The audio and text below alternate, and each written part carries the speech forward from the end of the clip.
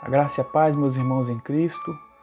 Hoje mais um domingo do Senhor, o dia do Senhor, um dia que nós temos como um dia especial para louvar, para adorar, para estar na presença de Deus e desfrutar das suas bênçãos e também render honra e glória.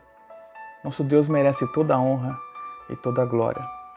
Meus irmãos, nós estamos passando ainda por um momento de dificuldade, um momento onde muitas famílias estão sofrendo, muitos de nós, você como eu, com certeza conhece alguém, ou tem algum parente ou um amigo que foi levado por essa enfermidade tão terrível. Mas nós, crentes, nós que confiamos em Deus, nossa esperança é maior do que essa enfermidade.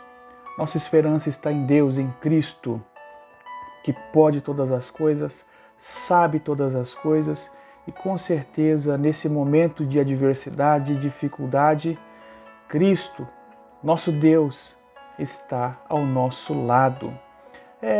Nesses tempos nós temos falado muito sobre remédios, sobre vacina, sobre cura, né? Nós temos buscado aí, ouvido falar muito sobre a vacina que está chegando, sobre tratamentos, seja precoce ou não, enfim. E nós, como todo bom brasileiro, você como todo bom brasileiro e eu também, aí na sua casa você deve ter uma farmacinha, um estojinho, uma maletinha aí com vários medicamentos.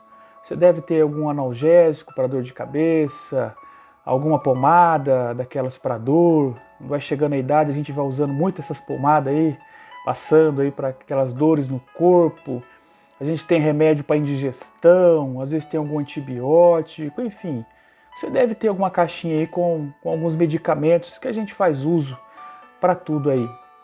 É interessante que quando a gente vai na farmácia, esses dias eu precisei ir numa farmácia e estava olhando aquelas prateleiras cheias de remédio. Uma farmácia é algo que tem aquele monte de remédio lá organizado em prateleiras. E lá tem remédio para tudo. Tem cosmético, tem remédio para emagrecer, remédio para queda de cabelo, tem remédio para dor de cabeça, para dor de barriga, enfim, desde uma unha encravada até uma coisa mais grave, tem remédio para tudo ali. Prateleiras, ele tem... Uma farmácia que eu fui era pequena, deve ter com certeza mais de 1000 itens ali. Como eu disse, desde medicamentos e até para cosméticos. Desde enfermidades básicas como uma dor de cabeça ali, uma indigestão, até para doenças raras.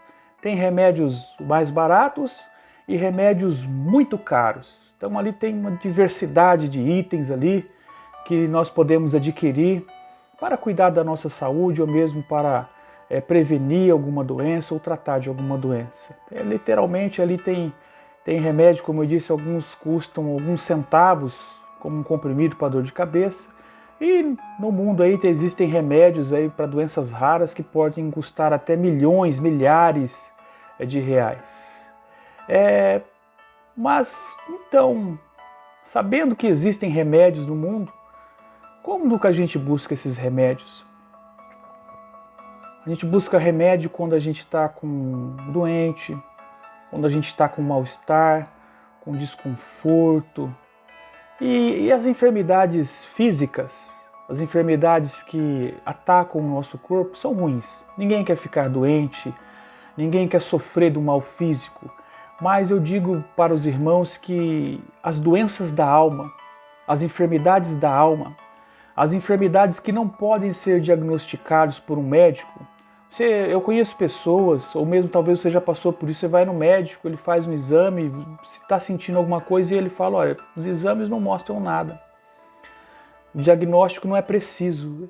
Pior do que você saber que tem uma enfermidade é não descobrir a causa dessa enfermidade, ou não descobrir nem a enfermidade, como às vezes acontece. E as enfermidades da alma, as doenças da alma, as tristezas da alma são às vezes piores, conseguem ser piores que as doenças físicas. Agora, e se eu disser para vocês que a Bíblia para nós, ela é como uma farmácia, onde cada livro, e a Bíblia contém 66 livros, os livros são como essas prateleiras da farmácia, que tem lá vários remédios. E cada verso, cada versículo, e a Bíblia tem 3.102 versículos, 31.102 versículos tem a Bíblia, cada um desses versículos são como esses remédios. Cada promessa que existe na Bíblia, e algum estudioso, algum curioso contou que são mais ou menos 8.000 promessas que nós encontramos na Bíblia. Essas promessas, esses versos, esses livros, são como os remédios. E o melhor de tudo, o mais impressionante, é que é tudo de graça. É muito bom saber que nós podemos usar um recurso bom que funciona e é de graça. Então vamos, nessa hora, pela graça de Deus, vamos à palavra de Deus, falar sobre os remédios de Deus para os nossos males. Vamos à palavra de Deus. A palavra do Senhor hoje se encontra no texto de Provérbios, capítulo 17, versículo 22, que nos diz assim: o coração alegre é bom remédio, mas o espírito abatido faz secar os ossos. O coração alegre é um bom remédio, mas o espírito abatido faz secar os ossos. Meus irmãos, um dentre os vários remédios que podemos encontrar na Bíblia que são capazes de sarar a nossa alma, sarar o nosso corpo e nos ajudar nas dificuldades da vida, um desses remédios tão maravilhosos é um coração alegre, é buscar ter, é se alegrar, é trazer para dentro de nós essa alegria que Deus pode nos proporcionar. O conselho de Deus, nesse verso que nós lemos, um conselho de Deus para que nós possamos ter uma vida física, uma vida espiritual sadia, é ter um coração alegre, um coração feliz. O coração na Bíblia ele tem a ver com a vontade, com a alma. O coração, quando a Bíblia fala o coração, está falando do nosso ser, da nossa mente, da nossa vontade. É normal quando você dá algo de presente a uma pessoa, você costuma dizer às vezes assim, olha, é de coração. Costumamos falar, é simples, mas é de coração. Ou quando você faz algo para alguém que você ama, que você gosta, você diz também, eu estou fazendo, ou eu fiz com todo o meu coração. Nós falamos isto para enfatizar que ali existe um sentimento especial, que nós colocamos algo a mais. Não é só ir lá e comprar alguma coisa para alguém, mas nós falamos, olha, eu fiz com o meu coração, eu estou dando de coração. E Deus também em sua palavra vai nos exortar, vai enfatizar que nós devemos se relacionar com Ele, com Deus, nós devemos amar a Deus de todo o coração.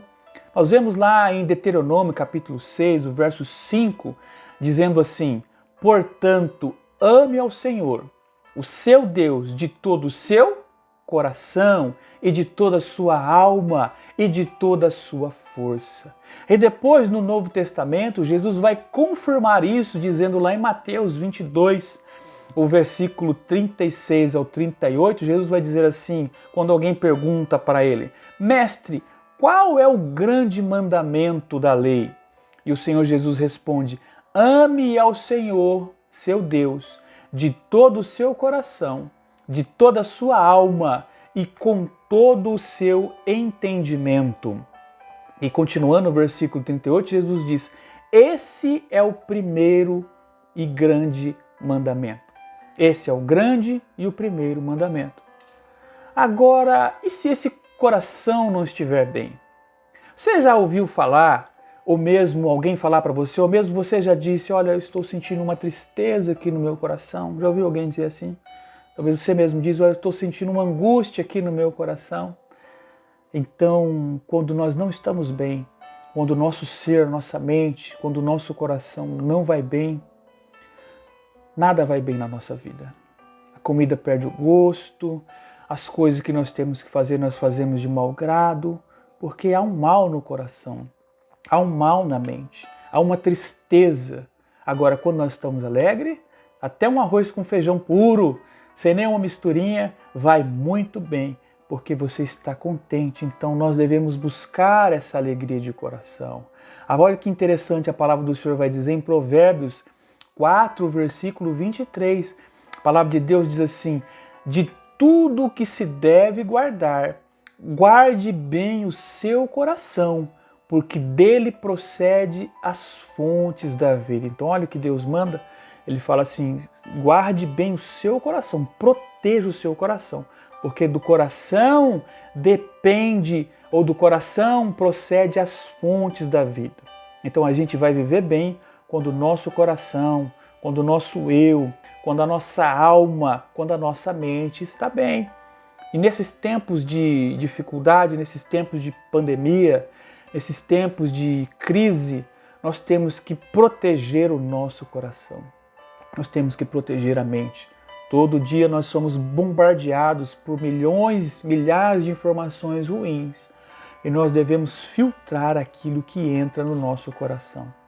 Mas vamos ver alguns remédios de Deus para manter esse coração alegre.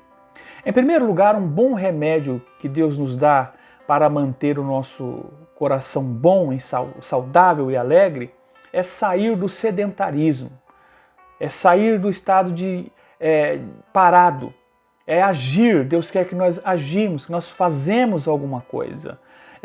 Assim como no coração físico nosso corpo, é essencial que nós praticamos exercícios físicos, que nós não ficamos sedentários, parados. Isso faz mal ao coração, nós precisamos nos exercitar, caminhar, fazer exercícios físicos. Também espiritualmente nós não podemos ficar parados. Veja o que Deus diz a Josué lá em Josué capítulo 1, verso 9. Não te mandei eu? Esforça-te e tenha bom ânimo. Não pasmes, nem te espantes, porque o Senhor, o teu Deus, é contigo por onde quer que andares. Então ele fala: Josué, não para, se esforça. Josué, se dedica. Josué, lute, porque eu estou contigo. Nesses tempos difíceis, irmãos, nesses tempos de insegurança, nesses tempos de crise, nós devemos nos esforçar. Nós devemos lutar. Nós não podemos desistir, porque ainda no meio dessa crise, Deus está conosco. Deus que esteve com Josué nas suas batalhas está conosco também, pelejando conosco as nossas batalhas. Então nós não podemos parar, nós devemos ir avante, nós devemos lutar, nos esforçar, porque Deus está conosco. Então, alegrar-se é um mandamento de Deus, é uma ordem de Deus. Nós devemos buscar isso. O Salmo 32, o versículo 11 também vai dizer: portanto, alegrem-se no Senhor e exultem todos vocês que são justos. Gritem de alegria todos vocês que têm um coração íntegro. Você não é justo? Você não foi justificado por Deus, por Jesus? Você não crê em Deus? Então se alegre, se anime. Lute pela vida nesse momento de dificuldade, seja animado. Todos vocês que têm um coração íntegro, se você tem um coração íntegro, um coração puro, que foi lavado, remido por Cristo, se alegre. Lute para ter alegria dentro de você. Olha, nós devemos buscar alegria, nós devemos nos alegrar mesmo em meio a circunstâncias difíceis, que é o que nós estamos passando. Veja só o que o Abacuque, profeta Abacuque, capítulo 3, versículo 17 e 18, ele diz assim: ainda que a figueira não floresça e que não haja frutos nas videiras, ainda que a colheita de azeitonas não dê nada e os campos fiquem vazios e improdutivos, ainda que os rebanhos morram nos campos e os currais fiquem vazios, mesmo assim me alegrarei no Senhor, exultarei no Deus da minha salvação. Olha, o Abacuque estava enfrentando circunstâncias difíceis. Ele teve a revelação de Deus, que a terra seria invadida, que a terra passaria por uma crise terrível. E ele fez esse cântico, essa oração: olha, mesmo que as coisas deem errado, mesmo que as coisas não prosperem, mesmo que o período esteja de crise, eu me alegrarei no Senhor. Nós, povo de Deus, ainda em meio das dificuldades, nós devemos nos alegrar no nosso Senhor. Não é nos alegrar pela doença, não é nos alegrar pela crise. Ah, eu estou alegre pela crise que está aí, eu estou feliz por causa dessa doença. Não é isso. É mesmo dando essa crise, eu ainda busco alegria em Deus. Mesmo passando por essas situações difíceis, assim como você, eu sou um trabalhador, eu me exponho a risco todos os dias. Eu deixo a minha família em casa e saio para trabalhar. Quando eu volto preocupado, porque será que eu não estou contaminado? Será que eu não posso, de alguma forma, passar isso para a minha família? Mas mesmo assim eu me alegro em Deus, eu glorifico a Deus. O Senhor me dá uma energia para trabalhar, o Senhor me dá o fôlego de vida, o Senhor me guarda de manhã e o Senhor me traz em segurança à tarde. Então eu procuro e eu encontro motivos para agradecer ao meu Deus. Então, no meio da crise, se alegre no Senhor. Outro bom remédio de Deus, que Deus nos recomenda para superar as crises, para ter um coração alegre, é ter bons amigos, as amizades. Apesar do distanciamento social que nós estamos passando, apesar desse distanciamento imposto pelos governantes, imposto pelo medo que nós temos, nós ainda precisamos preservar as amizades. Uma das preocupações hoje nossa é nos relacionamentos. As nossas crianças estão aprendendo em casa, estão ficando no lar. Como é que eles vão crescer agora? Como é que já faz um ano que nós estamos dessa maneira? Como é que isso vai impactar nos relacionamentos, nas amizades, principalmente das nossas crianças que estão se formando agora e nós também? Como é que vai ficar nossas amizades, nosso relacionamento depois que isso tudo passar? Nós não podemos deixar que isso nos esfrie. Então manter as amizades, cultivar bons amigos ainda é um bom remédio, é um ótimo remédio, é ter bons amigos, se aproximar dos nossos amigos nesses momentos difíceis. Veja o que Eclesiastes diz lá no capítulo 4, versículo 9 e 10 de Eclesiastes. É melhor serem dois do que um, porque um ajuda o outro a alcançar o sucesso. E o versículo 10 diz, se um cair, o outro ajuda a se levantar. Mas quem cair sem ter com que ajude, está em sérios apuros. Ou seja, como é bom ter um amigo que nos ajuda nos momentos de dificuldade, que nos apoia. Então o texto diz assim, é melhor ser dois do que um, porque um coopera com o outro, um ajuda o outro nesse momento. Nós precisamos ter bons amigos e nós precisamos ser bons amigos, cooperar, influenciar, ajudar os outros. Não é levar pânico para casa do outro, não. Não é assustar o outro, não. É incentivar, é orar pelo outro, é abençoar, é dar uma palavra de conforto, uma palavra de restauração, uma palavra de esperança. Esse mundo precisa de bons amigos.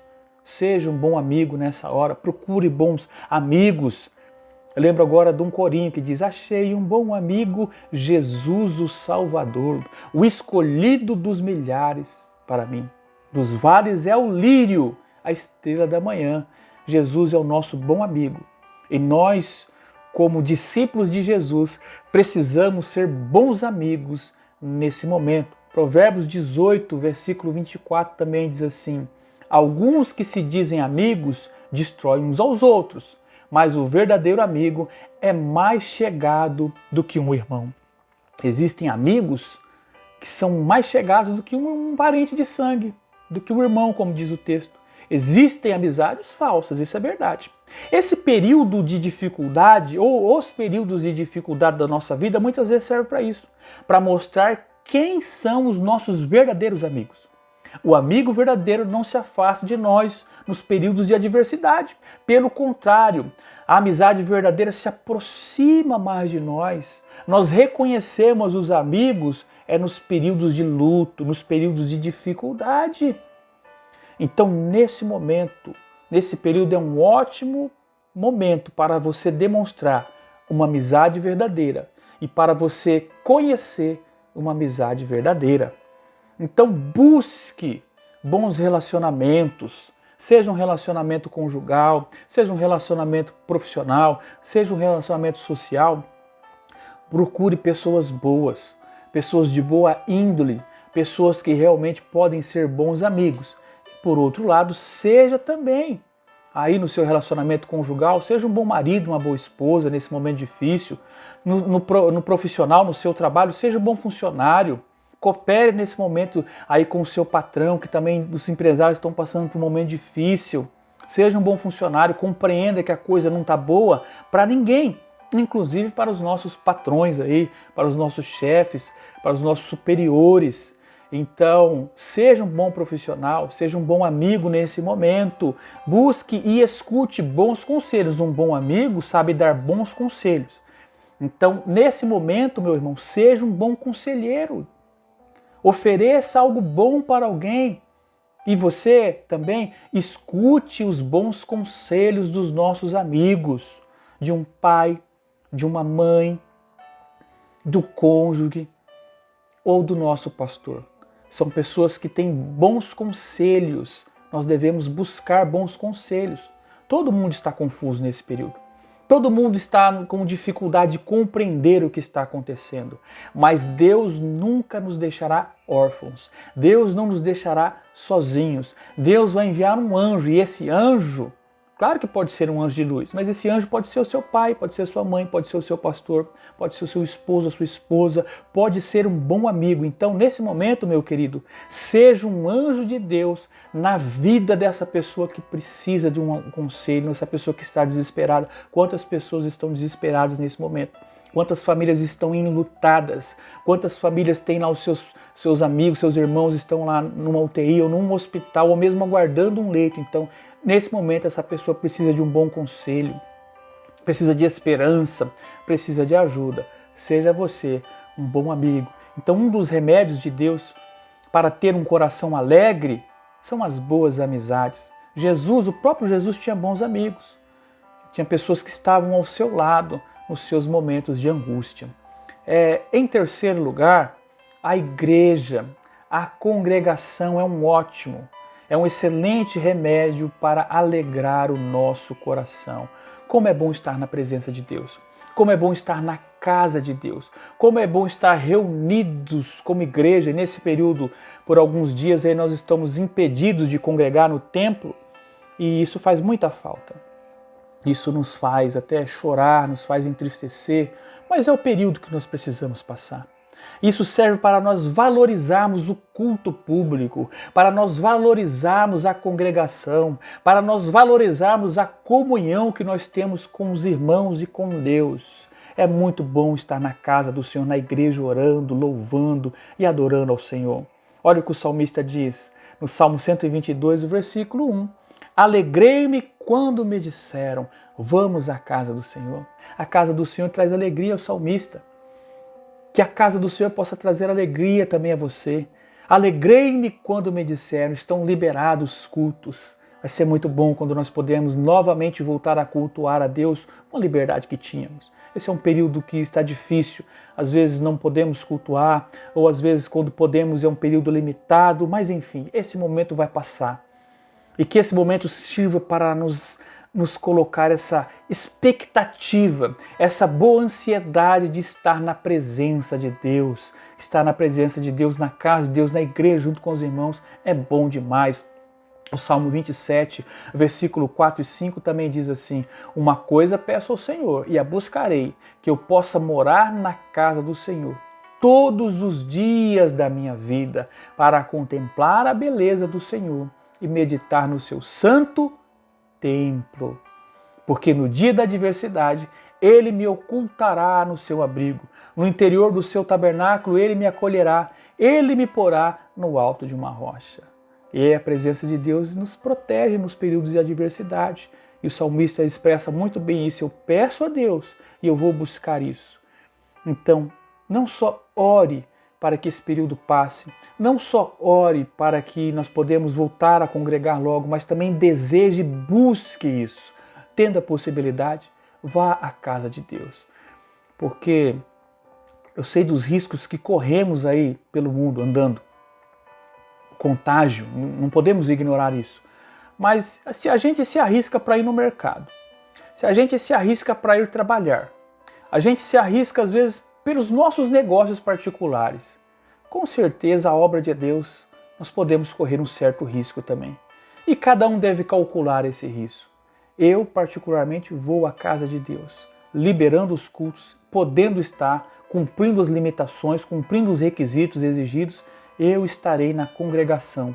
Eu almejo por isso e aconselho a você a estar na presença de Deus, porque na congregação tem louvor, nós adoramos a Deus, nós glorificamos, nós exaltamos a Deus. Na congregação tem a palavra de Deus que é pregada. Isso é maravilhoso, você receber a revelação do Senhor ali. Deus tem falado poderosamente conosco na igreja, na casa de Deus. Na casa de Deus tem testemunho. Você escuta pessoas ali testemunhando daquilo que Deus fez na sua vida, dos milagres. Aquilo é um incentivo para nós. Muitas vezes nós ficamos focados nos nossos problemas, mas quando nós ouvimos o outro falando dos seus problemas, que muitas vezes são muito mais graves do que os nossos, nós glorificamos a Deus. Senhor, obrigado, porque o Senhor tem me guardado, e ajude aquele irmão que está nessa dificuldade. Então, muitas vezes você escuta ali pessoas falar que passaram por problemas difíceis, problemas tão trágicos ali, e Deus restaurou, Deus ajudou. Então, na casa de Deus tem testemunho, na casa de Deus tem comunhão.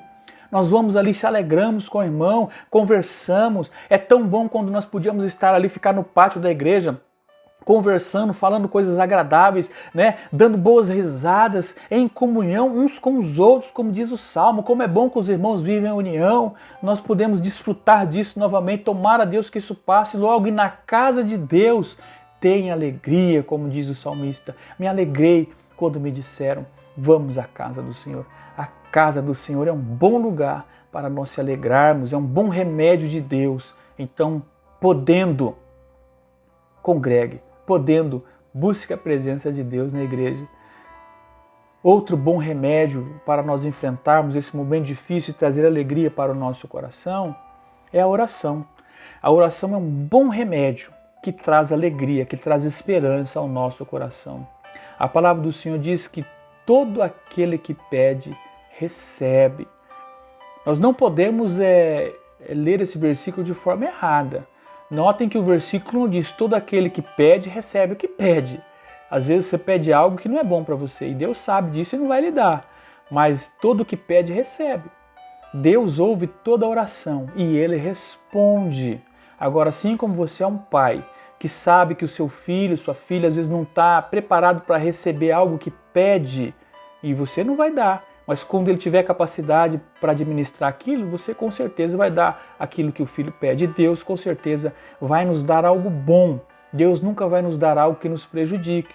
Por isso, muitas vezes, Ele não atende às nossas orações. Mas quando não atende, é para o nosso próprio bem. Agora, a palavra afirma que todo aquele que pede, recebe. Se você está pedindo a Deus, se você está orando a Deus, você vai receber algo de Deus. Filipenses 4, versículos 6 ao 9 diz assim: não vivam preocupados com coisa alguma.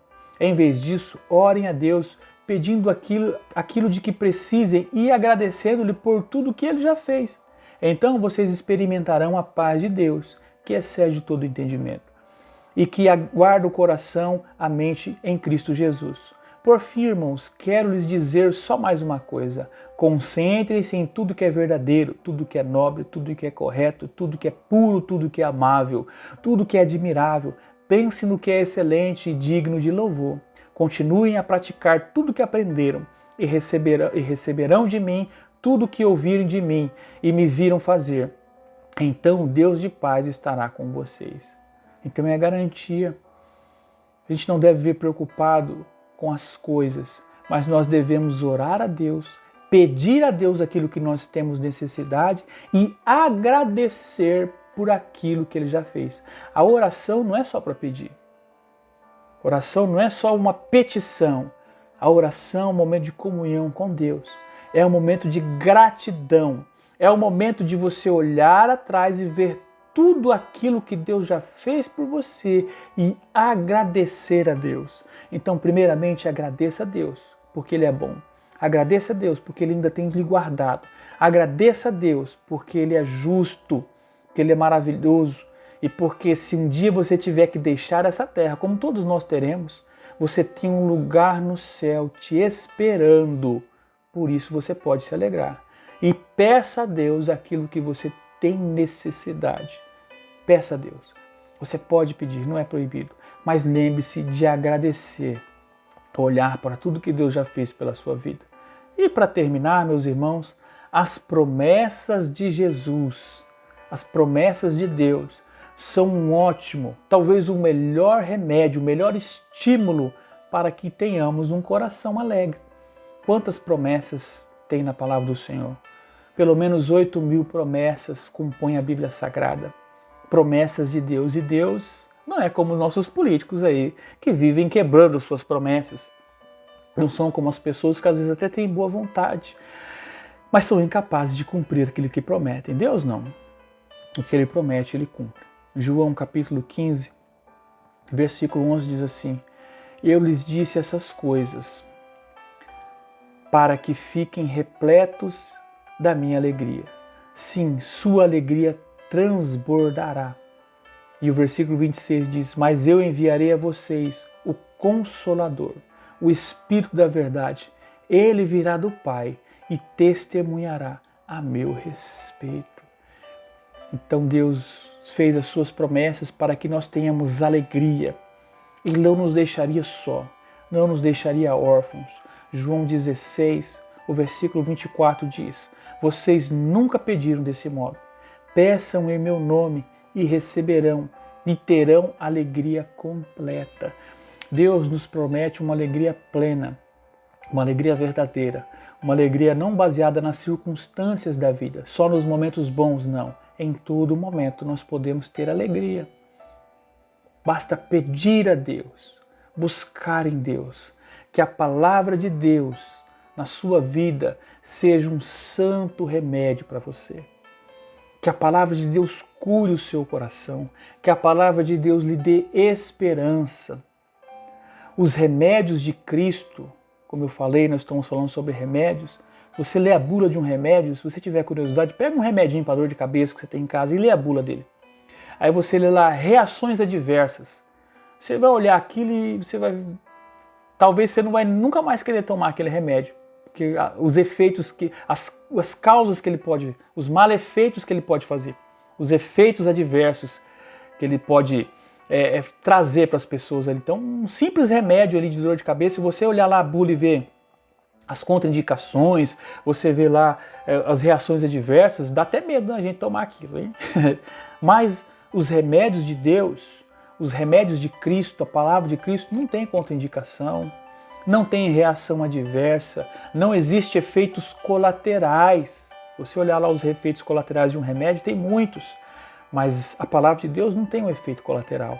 Os remédios de Deus são de graça. Os remédios do Senhor não falham. Os remédios humanos têm falhado. Muitas pessoas nesse momento difícil, mesmo aquelas que têm recursos, têm padecido. Infelizmente nós temos vendo pessoas de recursos padecido. E como eu disse, não padecem só a morte física.